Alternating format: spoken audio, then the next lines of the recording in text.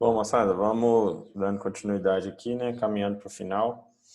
A gente já comentou lá atrás que não existe bom manejo nutricional sem um bom monitoramento. Então, a ideia aqui é a gente dar uma passada rápida em alguns indicadores que a gente pode usar no dia a dia para poder monitorar manejo nutricional, tá? Então, basicamente, para a gente ter um geralzão aqui, o que seria, né? O porquê da gente fazer monitoramento do manejo nutricional. Então, primeira coisa, esse monitoramento ele permite identificar os pontos limitantes, né, dentro da atividade, dentro do manejo, principalmente, o qual o resultado das rotinas e eventuais pontos de melhoria nessas mesmas rotinas. Então, você tem um mapa, né, de coisas a fazer, um mapa de possibilidades ali de rotinas, né, dentro dos processos da organização da fazenda. E aqui nós estamos falando de manejo nutricional, mas serve para qualquer outro processo ou outra situação dentro do sistema, tá? Então a gente mapeia, né, define para cada processo desse um indicador de qualidade, vamos dizer assim, né, um indicador chave e monitora esse indicador. Então a gente acompanha, levanta dados, a partir desses dados a gente pode tomar decisão, a gente pode entender se o nosso manejo ele está caminhando para próximo do objetivo que a gente tem ou se ele está se distanciando daquele objetivo, né? Então, para isso, a gente precisa estar muito atento de qual que é a cultura do empreendimento, qual que é a cultura da fazenda, né? É, a gente tem que saber que o que ocorre, né? A gente só consegue melhorar aquilo que a gente conhece. Se a gente não conhece, a gente não tem dado, dificilmente a gente vai conseguir melhorar aquilo, né? E aí, consequentemente, a gente não tem eficiência nos processos. A gente não consegue produzir mais, às vezes trabalhando menos ou de forma mais rápida, gastando menos recurso, né? E assim por diante. Bom, primeiro grande fator de monitoramento aí, muito importante, né, em qualquer fazenda, é o monitoramento do consumo de matéria seca. Então, o ideal é que a gente conseguisse implementar em todas as fazendas o monitoramento de consumo. A gente ter o consumo real dos animais, ter o consumo real por lote e assim por diante, né? Quando a gente não consegue ter esse valor, ou mesmo quando a gente tem esse consumo real, a gente ainda tem, né, esse indicador aí de leitura de coxo pelas sobras, para poder entender, né, em que pé ou em que situação que se encontra aquele manejo ali. Então, a gente teria uma escala aí de score de 0 a 5, por exemplo, onde o score 0 seria um coxo sem alimento, então o que a gente chama de coxo limpo, tá? E o que a gente precisaria fazer? Aumentar 10%, por exemplo, no trato do dia seguinte, né, e fazer uma reavaliação. Isso aqui pode acontecer em alguns lotes ou em algumas fazendas, em situações específicas, onde pode ser que seja proposital, vamos dizer assim, trabalhar quase que com coxo limpo ou com sobra muito pouco, muito pequena. Tá? Não é o caso, a gente nunca recomenda trabalhar com coxo limpo, porque a gente não tem muita certeza ou a gente não tem como a gente saber, né? Pode ser que o nosso manejo esteja muito preciso, nossa vaca esteja comendo realmente o que ela precisa, mas o coxo limpo pode significar que faltou um pouquinho, que ela poderia ter comido um pouco mais. E a gente sabe que isso pode impactar diretamente na produção de leite, principalmente, né? Alguns casos aí, no gado de corte, né, quando esses animais estão em adaptação de dieta de confinamento, pode ser que haja em algum momento, um manejo proposital de coxo limpo, tá? Mas apenas nessas situações de adaptação, onde os animais ainda estão abrindo o consumo, que a gente fala, eles estão aumentando o consumo gradualmente. É uma das formas de se adaptar animais a uma dieta de confinamento, né? O score 1 seria com pouco alimento espalhado, disperso, então a gente está falando aí de 5% de sobra, e aqui é muito importante a gente entender a diferença entre sobra e resto, né? Sobra tem que ser uma dieta quase que semelhante ali ao oferecido, resto é diferente, né? Quando os animais selecionam o que realmente é de interesse de comer e partículas menores, etc., e fica aquele alimento que os animais realmente não vão consumir. Então isso aí é resto, não é sobra. Então, aqui a gente classifica um score 1 quando a gente tem um coxo com 5% de sobra, tá? E a gente poderia, por exemplo, aumentar 5%, né, da quantidade no próximo trato. E, obviamente, reavaliando para saber desse padrão. Às vezes, gente, essa diferença aqui, ela é apenas em função do teor de matéria seca. Tá? Então, às vezes, a gente está colocando a mesma quantidade de matéria natural, mas numa silagem, ou às vezes na cana, isso acontece muito. Tá? Há uma variação de matéria seca quase que diária. Então, mesmo que a gente tenha visualmente, né, a mesma quantidade de matéria natural, por essa variação de matéria seca, pode ser que a gente tenha mais ou menos sobra. Tá? Isso também precisa ser levado em consideração. Quando a gente classifica como score 2, é quando sobra uma camada fina de alimento, então aproximadamente 5 centímetros, aí nós estamos falando de 5 a 10% de sobra. Tá? Mantém a quantidade e reavalia. O score 3 é uma camada média entre 8 e 10 centímetros de alimento, normalmente isso representa aí entre 15 e 25% de sobra. Normalmente, quando isso acontece, a gente reduz, né, 10% no trato seguinte, reavalia. O score 4 seria uma camada mais grossa de alimento, então maior do que 8 centímetros, e aí representa aí, possivelmente próximo de 50% de sobra. Então, reduz também, próximo aí de 20% no trato seguinte, reavalia. Lembra que a gente nunca quer deixar sem sobra. Tá? E o score 5 seria o alimento intacto. Então, por algum motivo, né, esses animais não houve alguma repulsa, houve alguma situação que fez esses animais não consumirem aquela dieta que estava no coxo. Então, refaz o trato e reavalia ou investiga melhor o que pode estar acontecendo. Então, lembra que esses números, né, esses scores, eles são um norte para a gente. À medida que a gente vai entendendo, né, vai levantando o número, eu gosto muito de falar que a gente precisa ser um identificador de padrões. Porque se no manejo normal, nas rotinas normais, o padrão é sempre um score 2, um score 3, né? Nós estamos falando ali de um pouquinho a mais de sobra, ou um score 1, um score 2, toda vez que acontece algo fora desse padrão, acende uma luz amarela para a gente poder investigar. Então a gente começa a tentar ser identificador de padrões. Isso é muito importante a gente fazer no dia a dia. A leitura da fazenda é muito importante a gente tentar identificar padrões. Como a gente comentou, né, grandes mudanças aqui sem um resultado esperado ou longe do resultado esperado pode ocorrer aí quando a gente tem variação na matéria seca. A matéria seca, gente, do volumoso, ela deve ser monitorada o máximo de vezes possível, tá? Na semana, e os ajustes devem ser feitos. Então, tem fazendas, por exemplo, que faz matéria seca todo dia. Tem fazenda que faz a cada 3 dias, tem fazenda que faz toda semana. E quanto mais a gente fizer, mais a gente consegue perceber as variações, tá? Quanto menos a gente faz, mais longe fica uma avaliação da outra. E a tendência é que essas avaliações muito longe, elas não querem dizer muita coisa para a gente.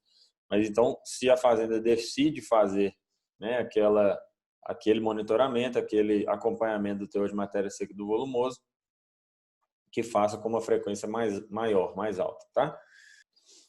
Só um exemplo aqui, ó. 50 vacas em lactação, com 45 dias de DEL, né, média do lote. Ingestão de matéria seca formulada, 20 kg por cabeça dia, isso aqui na matéria seca. Ingestão de matéria natural formulada, 40 kg por cabeça dia. Então, significa que o teor de matéria seca da dieta é de 50%. Tá? Os animais foram, consumiram o oferecido e aí sobrou uma quantidade lá no coxo. Tá? O teor de matéria seca dessa sobra tende a ser um pouquinho maior do que do oferecido. Então, nós temos lá, por exemplo, um teor de matéria seca na sobra de 54%. Então, reparem só aqui, ó, 50 vacas vezes 40 kg de matéria natural oferecida, nós estamos falando de 2.000 kg de matéria natural, né? Vezes os 50% de matéria seca, representa 1.000 kg de matéria seca. Ok? Até aqui, tranquilo. Se tiverem dúvida, volta. Refaço as continhas aqui. Todo mundo precisa chegar nesse valor aqui, 1.000 kg de matéria seca. Tá? Se a gente pensar numa sobra de 10%, né? Teoricamente, eu tenho uma sobra de 200 kg de matéria natural. Ok? Só que a matéria seca da nossa sobra é de 54% e não de 50%, igual a gente tinha no oferecido. Então, se eu pegar esses 200 quilos e multiplicar por 54%, ou por 0,54, que é a mesma coisa, eu vou ter 108 quilos de matéria seca sobrando lá no coxo. Tá? Se eu pegar na matéria seca agora, né, a gente tinha 1.000 quilos de oferecido, certo? Na matéria seca, e 108 quilos de sobra na matéria seca. Esses 108 em relação aos 1.000 quilos representa 10,8% e não os 10% igual a gente está fazendo a conta aqui na matéria natural. Então, se eu quiser ter um valor ainda mais preciso do que está sobrando de nutriente, o que está sobrando de alimento ali no coxo, eu posso fazer a matéria seca do meu oferecido, posso fazer a matéria seca das minhas sobras e vou entender o quanto essa sobra representa na matéria seca. Tá? Por quê? Porque há essa tendência de mudança, né, de teor de matéria seca entre oferecido e sobra. Tá? De novo, gente, isso aqui é só um indicador. Toda vez que eu puder ter, por exemplo, o valor de consumo real, né, dos animais, se eu peso, eu sei o quanto minhas vacas estão comendo, eu sei quanto aquele lote come, obviamente que é um melhor indicador, ele é mais preciso do que esse valor de leitura de coxo, de sobra no coxo. Ok? Bom, um outro indicador importante, né, que mostra para a gente é a representação fisiológica do que está acontecendo dentro do trato gastrointestinal, que é o score de fezes. Tá? Então, a gente tem algumas formas de avaliar isso. Né? Isso aqui são dados, né, trabalhos que a literatura traz para a gente. E a gente pode, por exemplo, nessa primeira tabela aqui, descrever os scores de 1 a 5. Então, no score 1, as fezes estão com um fino filme, fluidas e verde, muito verde, forte, né? Então, quando que isso normalmente acontece? Vacas que não têm saúde de rumen, principalmente, né? Ou que não estão se alimentando, ou que por algum motivo não estão comendo fibra de qualidade ou em quantidade suficiente. Então, isso que mostra para a gente algum desbalanceamento de dieta ou algum quadro de ausência de saúde, né? Pode ser uma doença clínica ou não, mas já acende uma luz amarela quando a gente tem esse tipo de score de fezes aqui no lote ou no indivíduo, tá? Score 2, fezes soltas com ondulações sem definição de forma. Então, vacas recém-paridas, vacas sem consumo de pasto, de novo, então faltando um pouco.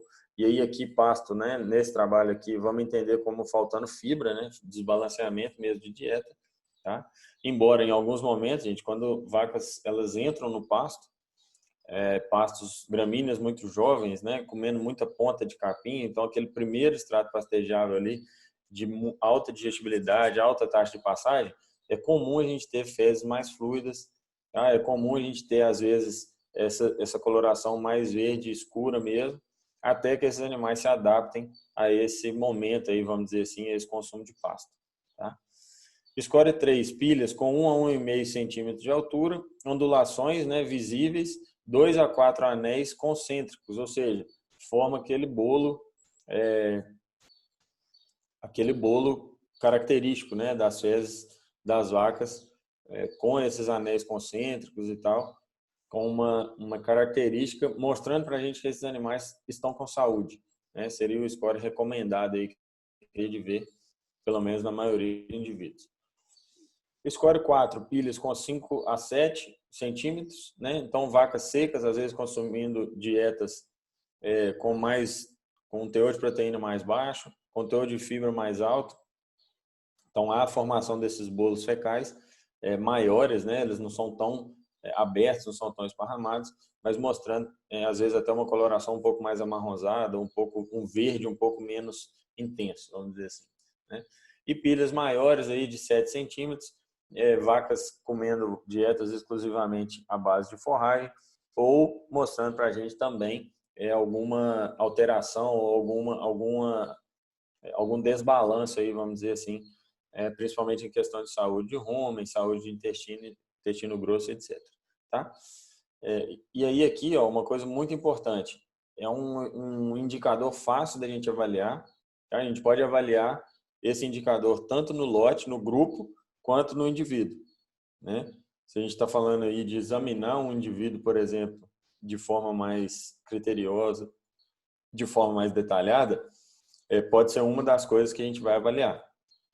Mas eu posso analisar também esse indicador no grupo. Porque se eu tenho, por exemplo, um grupo lá de 10 vacas, de 20 vacas, e eu tenho 2 vacas que têm algum tipo de alteração no score de fezes, eu posso investigar esses indivíduos, tá?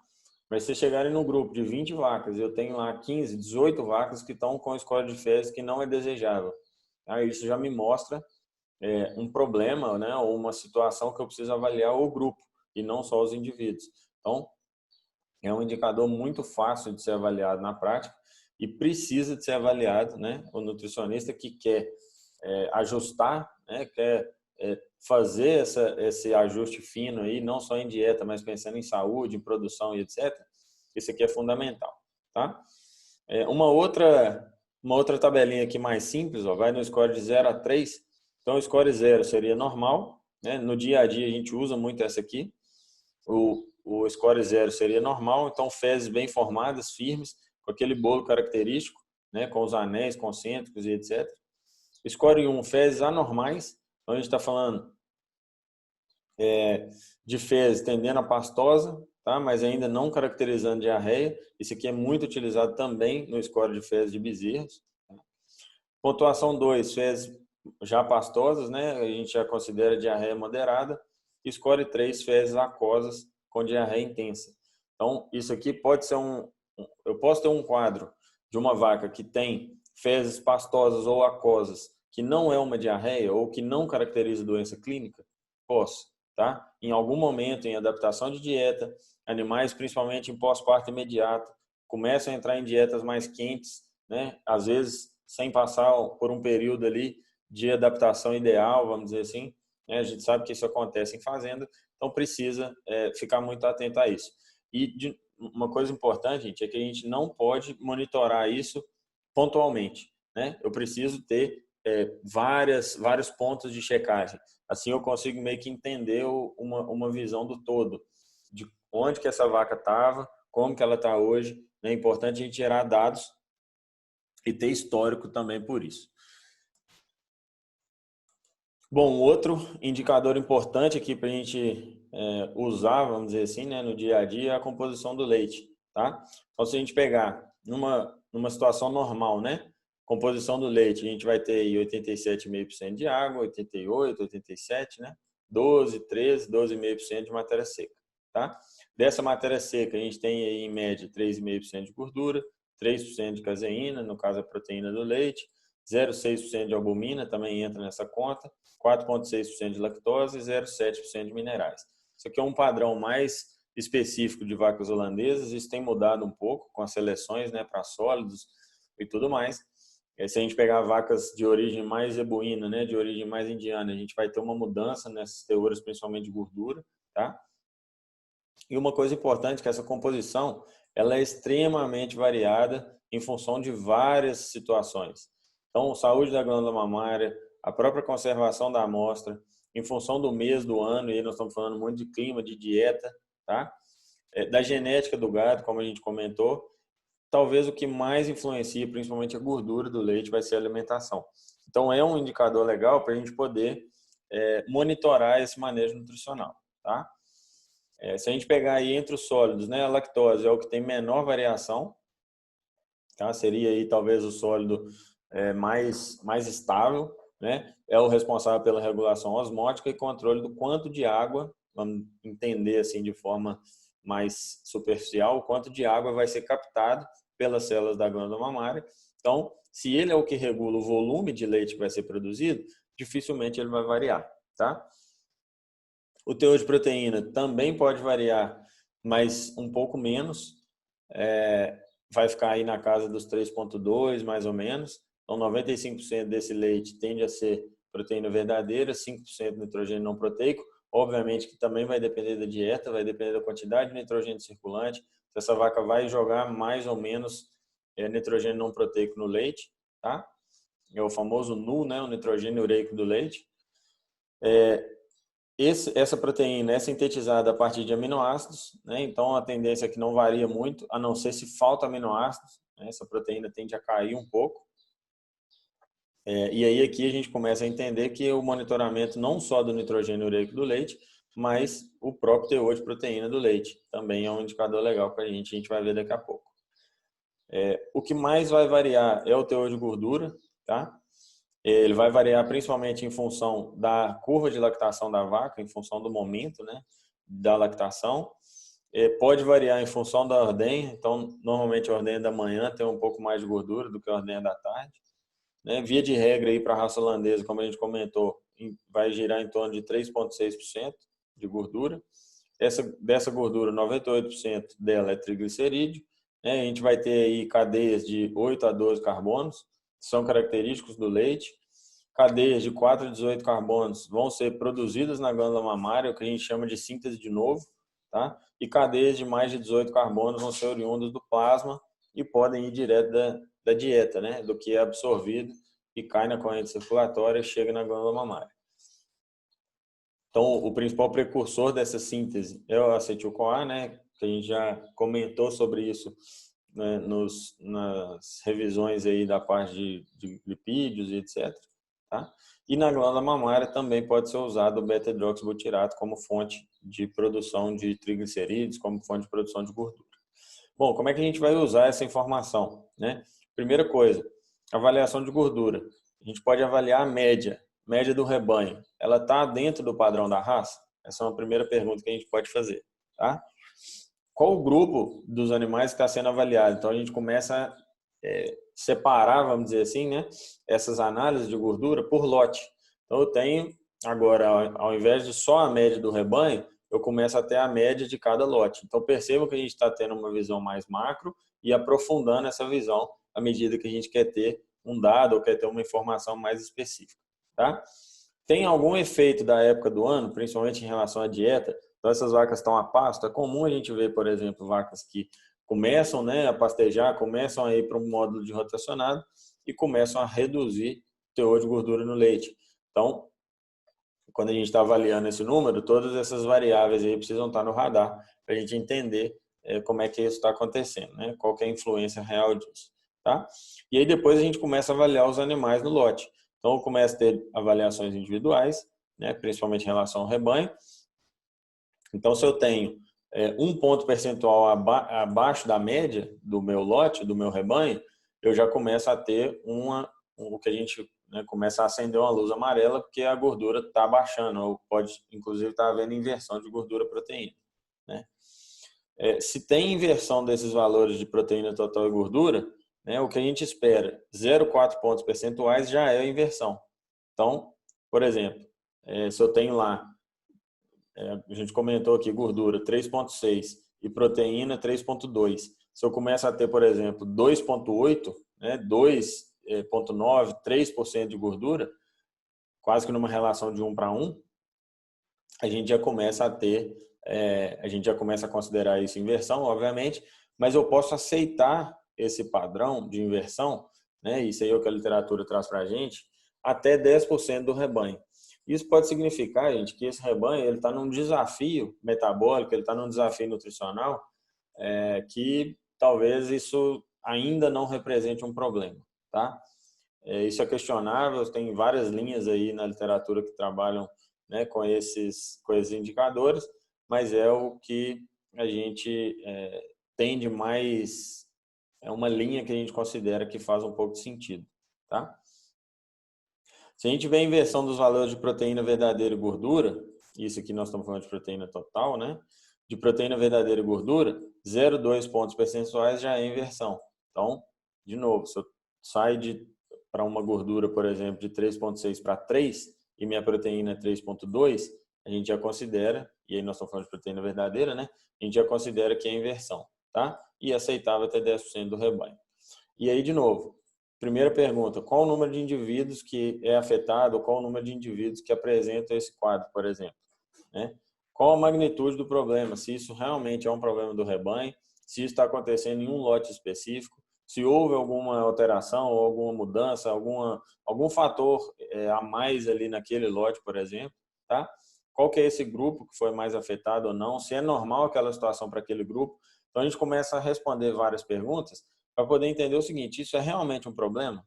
Se é um problema, nós vamos investigar a causa desse problema e vamos resolver ele.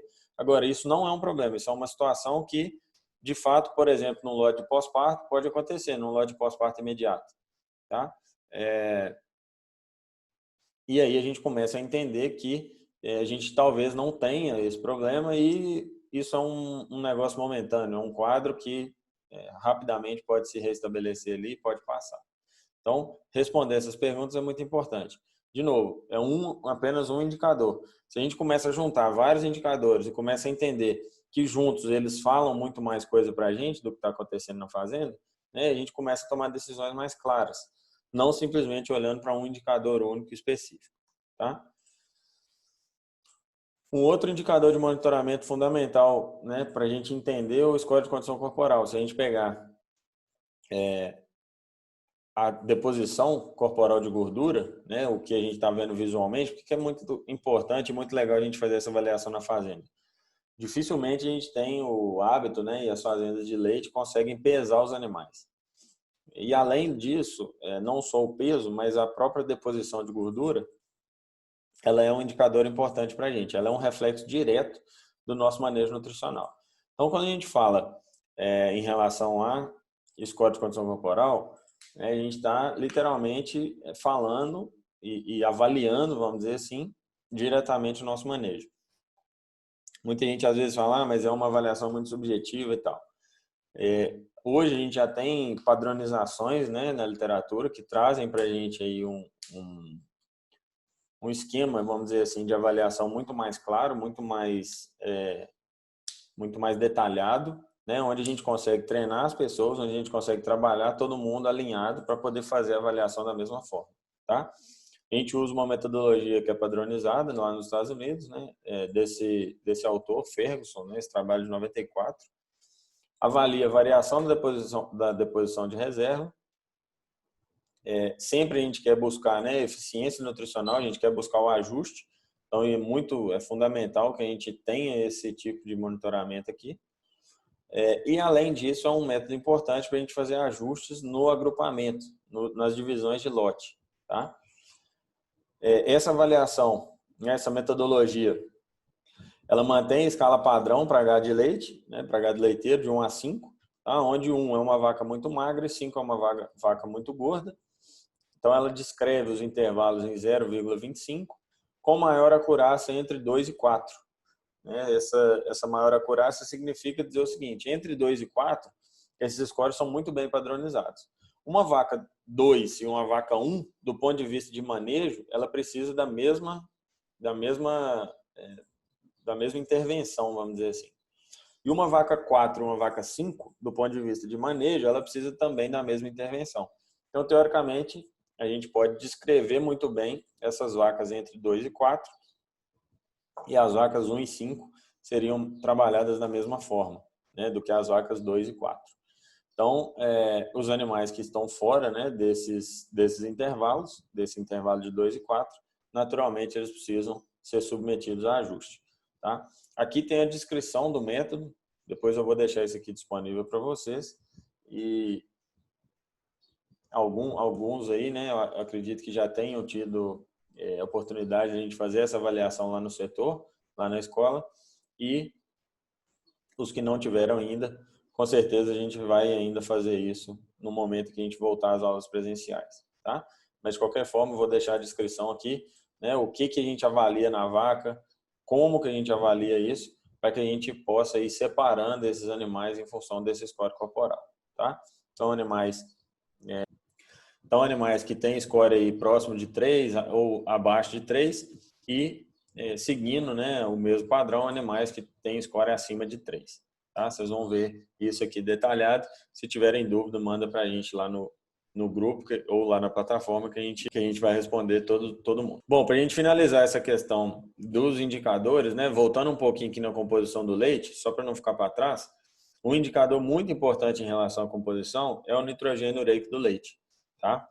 Ele serve para a gente entender, né? Ele dá um alerta para a gente de como que pode estar sendo essa dinâmica, principalmente de carboidratos e proteínas, né? Proteína degradável no rumen e fontes de energia dentro do rumen.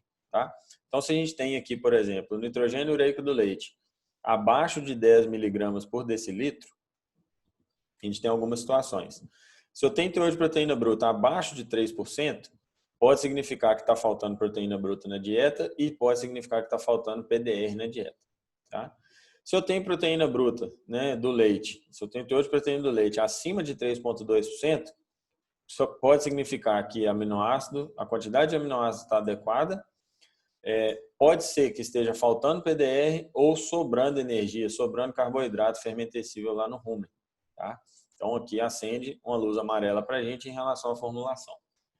Se eu tenho um nitrogênio ureico do leite entre 10 e 14 miligramas por decilitro, né, com proteína do leite abaixo de 3, pode significar que está faltando proteína bruta na dieta, que está faltando energia lá no rumen, está faltando carboidrato fermentável no rumen, ou que está faltando aminoácido nessa dieta.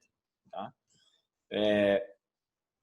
Se eu tenho esses valores entre 10 e 14 miligramas por decilitro com proteína bruta acima de 3,2%, com proteína do leite acima de 3,2%, é o que a gente gostaria, né? Quantidade de aminoácidos está adequada, energia ou fonte de energia lá no rumen está adequada. Tá? Se eu tenho nitrogênio ureico do leite acima de 14 miligramas por decilitro, com proteína do leite abaixo de 3, pode ser que esteja sobrando proteína bruta, sobrando PDR, faltando energia ou tem algum desbalanço de aminoácido. E essa situação que acontece muito quando a gente percebe, né, um desbalanço ou um excesso, por exemplo, de nitrogênio não proteico, de ureia na dieta. Tá?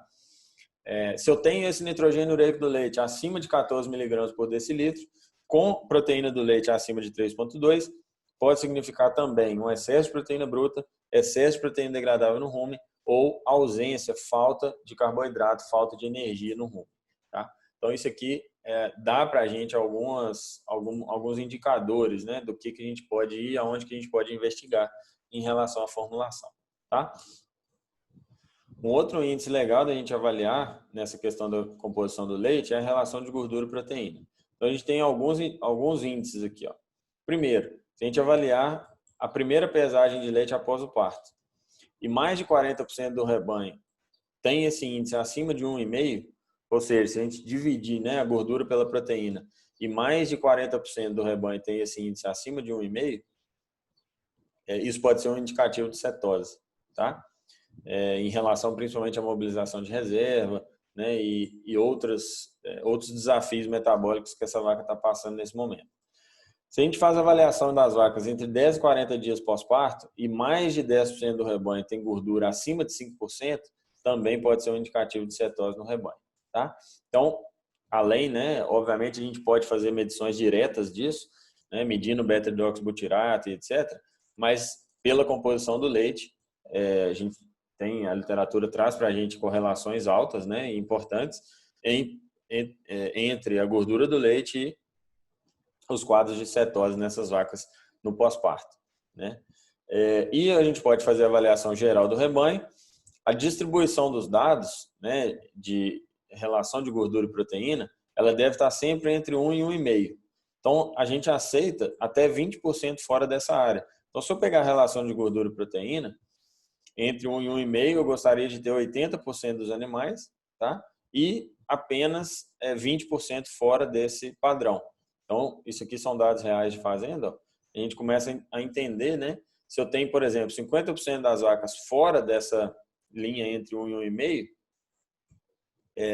isso já me acende uma luz amarela. Tá? Aqui 48% está abaixo de 1, ou seja, possivelmente está havendo algum tipo de relação, de inversão, né, dessa relação de gordura e proteína. Tá? Então, esse indicador aqui é muito legal para a gente poder entender uma análise simples, né, de ser feita. Tem muita fazenda que já faz isso aqui de rotina e, às vezes, desperdiça a possibilidade de fazer uma análise desses dados. Tá? Da mesma forma, a gente vai fazer com o nitrogênio ureico do leite. Se a gente quer manter um padrão entre 10 e 14, né, eu tenho lá os dados desses animais tabulados, por exemplo, eu simplesmente jogo esses animais num gráfico de dispersão aqui, ó, e vou entender, né, qual a porcentagem desses indivíduos estão fora desse indicador. Então, nessa situação aqui, ó, 54% das vacas fora da área de 10 e 14. Tá? 19% abaixo de 10 e 36% acima de 14. Então, nós vamos dividir isso aqui dentro do lote, entender se isso é um problema da fazenda, entender se isso é um problema do lote, reformular essas dietas, né, reagrupar esses animais se for o caso, e aí a gente começa a organizar, a entender a dinâmica do negócio e melhorando esse indicador à medida que a gente vai trabalhando cada vez mais. Beleza? Moçada, aqui a gente finaliza essa parte de indicador.